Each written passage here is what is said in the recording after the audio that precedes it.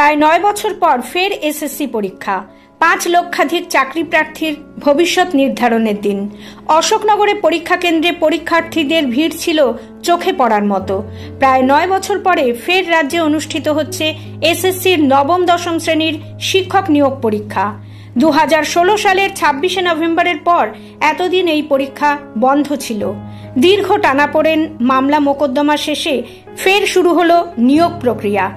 এবার মোট 35,726 শূন্য পদের জন্য আবেদন করেছে প্রায় 5,65,000 চাকরি প্রার্থী। আজ প্রথম দফায় উত্তর 24 পরগনার অশোকনগরের বয়েজ সেকেন্ডারি স্কুল সহ রাজ্যের মোট 636টি কেন্দ্রে পরীক্ষা দিলেন 3,19,919 জন প্রার্থী। বাকিদের পরীক্ষা হবে 14ই সেপ্টেম্বর। অনেকে শেষ মুহূর্তে ঝালিয়ে নিচ্ছিলেন পড়াশোনা। নিরাপত্তা ছিল আঁটোসাঁটো। অ্যাডমিট কার্ড ও পরিচয়পত্র ছাড়া কাউকে ঢুকতে দেওয়া হয়নি।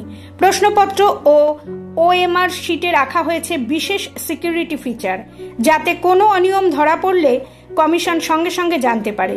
এসএসসির চেয়ারম্যান সিদ্ধার্থ মজুমদার জানিয়েছেন, স্বচ্ছতা বজায় রাখতে সব রকম ব্যবস্থা নেওয়া হয়েছে।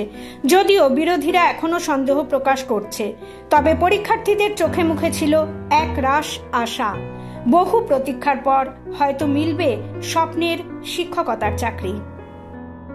আশা করছি এবারটা অন্তত ভালোভাবে হবে। ভালো উদ্যোগ এবং আমাদের নিয়োগটাও হোক, আমরা নিয়োগ পাই। দীর্ঘদিন যেন আমাদের না ইয়ে করে থাকতে হয় বা এর জন্য লড়াই করতে হয়। আমাদের যেটা প্রাপ্য আমরা যেন সেটা পাই, সেটাই মনে হচ্ছে ভালো। না আগেও দিয়েছেন? আগে দিয়েছি।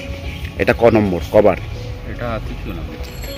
আগের পরীক্ষাগুলো নিয়ে তো বিভিন্ন রকম প্রশ্ন উঠেছে। এইবার কি দেখছেন? এবার কি দেখছেন পরিস্থিতি? সঙ্গে হোক এটাই আশা করছি। এবার যা যা এছাড়া একটা প্রস্তুতি কি আর চাওয়ার আছে?